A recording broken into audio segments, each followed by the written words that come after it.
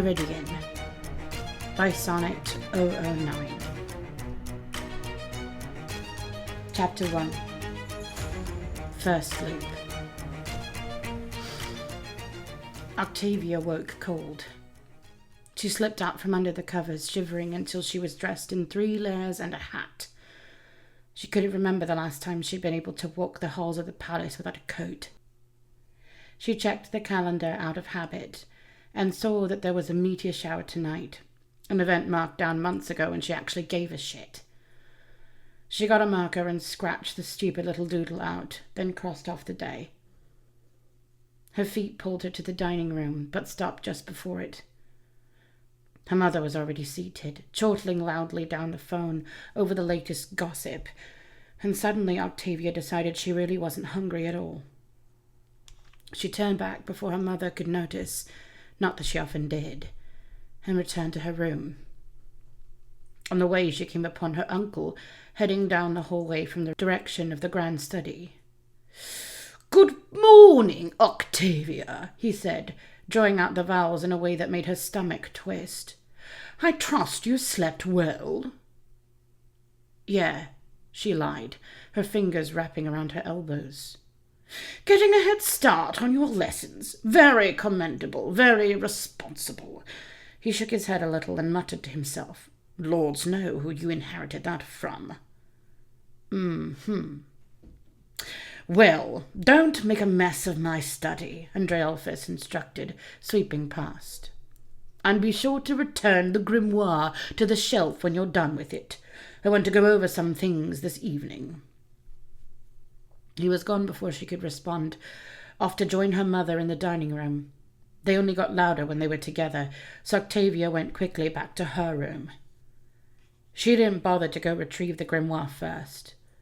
Her uncle was a little possessive of it, and it reminded her too keenly of unpleasant things, so she didn't really care anyway. She could study something else today. Her uncle had also become rather possessive of the study, having moved most of the books in the palace there and sequestering himself inside for hours on end of an evening, like a dragon atop its hoard. So most of Octavia's learning now happened in her bedroom by herself. It was a much barer room than it used to be, now that it had been stripped of things that reminded Octavia of her dad. The pictures on the walls, the telescope, anything to do with the stars that wasn't a reference tome integral to her lessons. Without the traces of him, it was barren. She was shit. How much of her was her dad? And what did that make her now? She spread her astronomy books out on the floor and began her studies. Hours into it, and she had barely turned a page. It was hard to focus these days.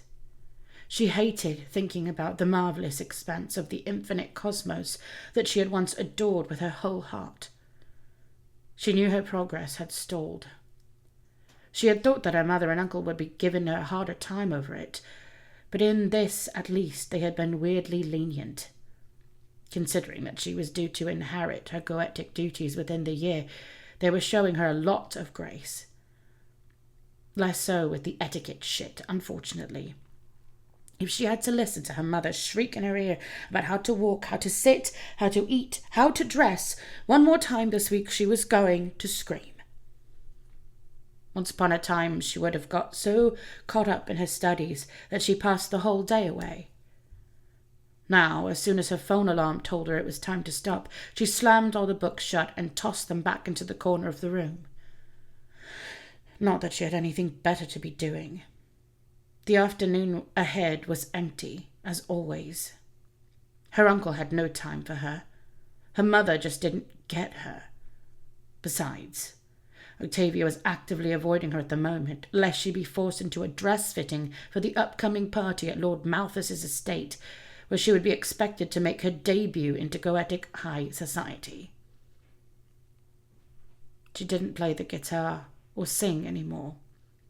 Scrolling Sinster was a momentary distraction at best. She wasn't a prisoner here, but if she went out, where would she go? There was only so much weird taxidermy a girl could buy to try and numb the pain, and so far none of it had done a damn thing to cheer her up. Sure, she could blast music through her headphones 24/7, but that was background noise. By dinner time, she was a little hungry. She joined the family at that long table, her at one end, her mother and uncle at the other. "Having a nice day, sweetie?" Stella asked, as the waitstaff brought out the meal. Roasted vole, one of Dad's favourites. Octavia turned her eyes away from her plate. "Another day in paradise," she responded gloomily. "Glorious," her mother said, then turned her attention away again. "Andreolphus, did I tell you about—" As Stella swung her arm to make some big gesture to illustrate whatever point she was about to make, the back of her hand struck one of the servants, pouring wine across the face in a glancing blow. The wine spilled. The imp clutched his cheek with a free hand, and Stella sputtered in rage. "Watch what you're doing, you clumsy little creature!" she yelled shrilly, the imp scuttling off to escape her ire. Octavia sank lower in her seat. "Do stop slouching, sweetie!" Picking at the food with her fork. "Lucifer, just look at those table manners!" Until it was finally time. "We'll try on your new dress tomorrow. No more excuses." To get out of there. The days stretched so long now, but eventually it was time to go to bed.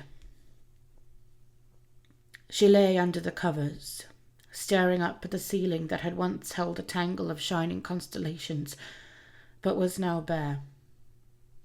Time ticked by, the dark shadows of the room shifting as the moon made its way across the night sky. Groaning in frustration, she picked up her phone and glared at the screen before dropping it back down. 23:23. She'd been lying here like this for hours.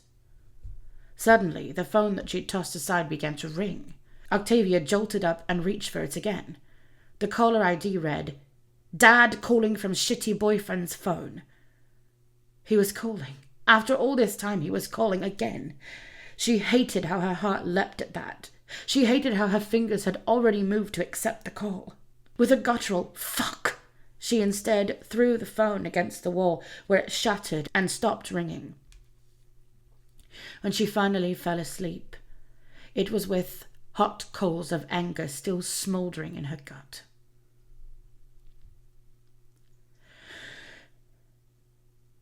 Octavia woke cold. She slipped out from under the covers, shivering until she was dressed in 3 layers and a hat. She couldn't remember the last time she'd been able to walk the halls of the palace without a coat. She checked the calendar out of habit and saw that there was a meteor shower tonight. Wait. She squinted harder at the silly little doodle. Hadn't she scribbled this out yesterday? Hadn't she crossed off the day? Shaking her head at herself, she scratched it out again and then crossed off both today and yesterday and left the room. Her mother was chortling away in the dining room again. That was nothing new. Once again, Octavia found that her appetite had abandoned her.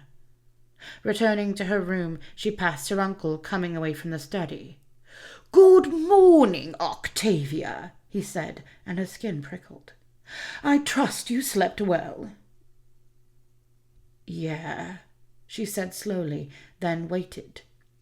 "Getting a head start on your lessons. Very commendable, very responsible. Lords know who you inherited." Octavia dug her phone out of her pocket and stared in disbelief. The date was yesterday's date. Today was yesterday. Frowning at her rudeness, Andreolphus tutted and continued. "Well, don't make a mess of my study." "Yeah, right. I'll put the grimoire back when I'm done," Octavia said absently, already turning and running back to her room. Well, yes. Make sure that you do." Her uncle's words faded behind her. Shutting herself inside her bedroom and leaning back against the door, Octavia's breaths were coming hard and fast. She clutched her phone, her intact phone, hadn't she smashed it last night, in her hands and pulled up Sinsta. All of yesterday's posts were gone. News sites had none of yesterday's news. As far as the world was concerned, today really was yesterday. Clutching at her head plumage and pulling for a moment, she then typed into the search bar, "Day repeating. Living same day twice. One day lasting for 2 days. Is time travel possible?" All fruitless. With a whimper, she tried a new search. "Can mental illness be inherited?" Her mind went back to that stockpile of pills in the closet. A few more minutes of research reassured her that while there was a genetic component to depression, the condition itself rarely caused hallucinations or anything else that might make a girl think that she had already lived the day once before. Though, rarely. Not never. Octavia put her phone away. From then on, she floated through the day, the eerie feeling of déjà vu ever present and hovering menacingly at the corners of everything she did. After the alarm signaled the end of her studies, she sat and thought herself in circles until it was time for dinner. "Having a nice day, sweetie?"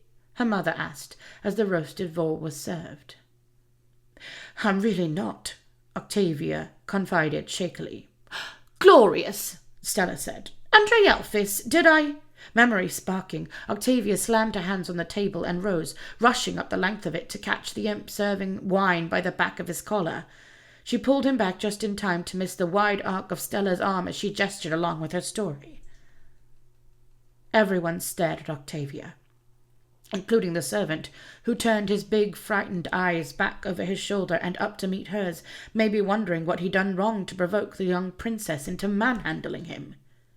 Letting him go, Octavia stammered. What was that about?" Stella asked. "If you wanted some wine, Via, dear, I'm sure your mother would allow it this once," Andre Elphys said. "Oh, why not?" Stella tossed her white mane of feathers. "She'll need to acquire the taste sooner or later." "No, thank you," Octavia muttered, blushing, retaking her seat at the far end of the table. Though maybe she should have accepted. Maybe this was just the kind of thing that made drinking so appealing to grown-ups. As the meal continued, the same gossip flowing from her mother's and uncle's end of the table, the same criticisms firing in her direction, finally someone deviated from the script. "Do cheer up, sweetie. You're being an even bigger downer than usual." Stella frowned across at her. "Stella, don't be so crass," Andre Elphys chastised, fingers pinching the bridge of his beak. "There is something wrong, though, isn't there, Octavia?" Octavia swallowed, her fingers twisting and tangling in themselves in her lap.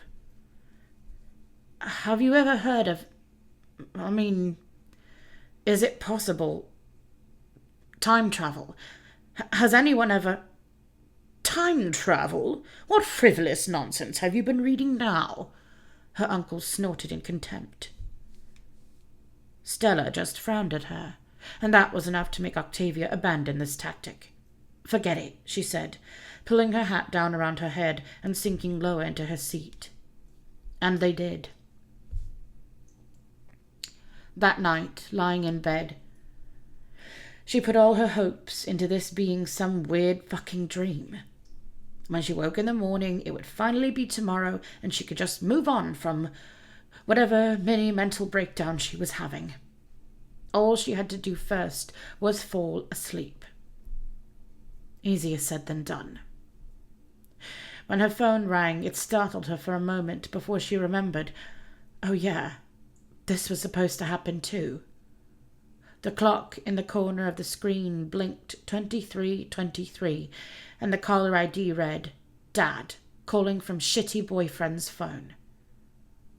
It said a lot, didn't it, that she hadn't even considered turning to him for help.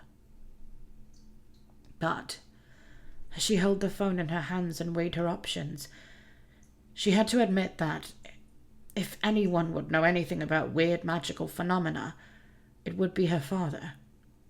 And if he didn't know anything, he at least wouldn't scoff at her or treat her like she was stupid or crazy. Damn it, she growled and accepted the call on its last ring. Dad? Octavia! Came a voice from the other end, and she recoiled from it in disgust. Octavia, it's Blitz. Clenching the phone so tight the plastic snapped, she bit out, What do you want? Octavia, he said again, and he didn't sound like he normally did, all swagger and spite and shameless vulgarity. He sounded strung out, scattered. It's your dad. His voice was too low, like he was whispering or not holding the phone right. Patience snapping, Octavia demanded, What is it? Fuck shit. Fuck Octavia. Blitz's voice wobbled close and far and close again. Stop saying my fucking name, she thought. She was half a second away from hanging up. He's dead. He finally pushed out in a breath, his words wet and thick. Fuck, Octavia. He's dead.